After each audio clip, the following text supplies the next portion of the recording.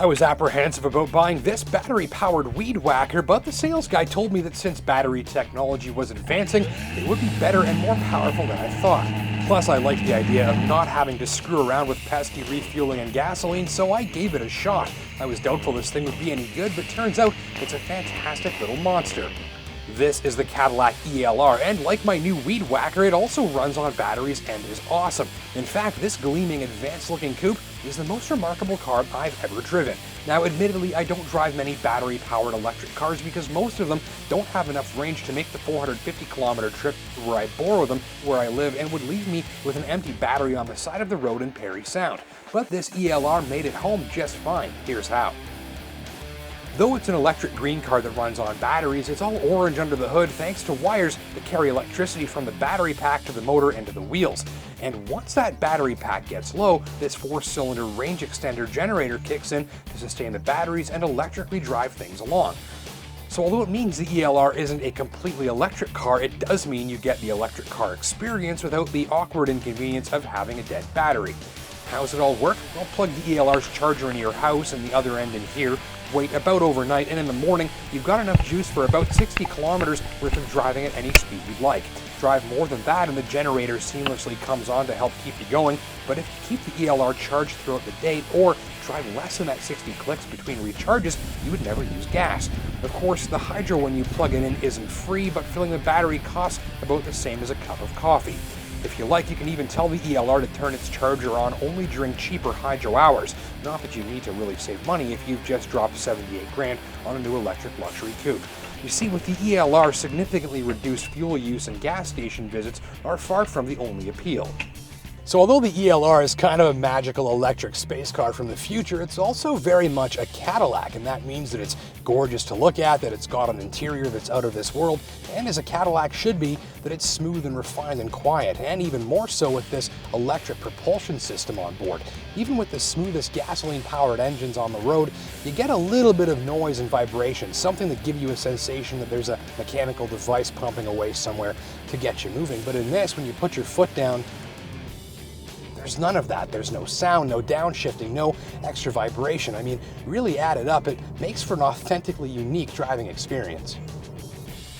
An authentically luxurious driving experience too. This is one of the nicest riding cars I've ever driven, and the cabin showcases a stunning blend of leather, suede, wood, and carbon fiber, lots of accent stitching, and gorgeous leather seats. So many materials and textures and colors combine and intersect in here that you could look around for hours. The all-digital instrument cluster looks like something out of Star Trek. There are motorized covers for some of the storage cubbies, and the Q infotainment system is slick, especially with its proximity sensors that activate extra functions only when you reach for the screen. No one has to know you're pretending to pilot the USS Enterprise. Add to that the magnificent Bose audio system with touch slider volume control, voice command, and the fully automatic climate control, lights, wipers, high beams, and even cruise control following distance, and you've got a machine that's as luxurious as it is futuristic.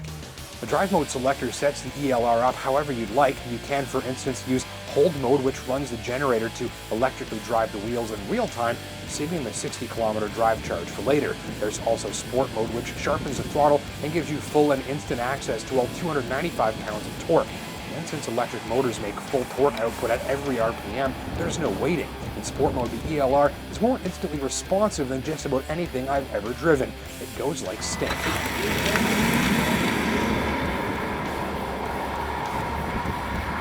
Also notable is Regen on Demand, which lets drivers use paddles behind the steering wheel to call up more aggressive regenerative braking. This uses the unneeded momentum of the rotating wheels rather than the gas to drive that generator and make electricity.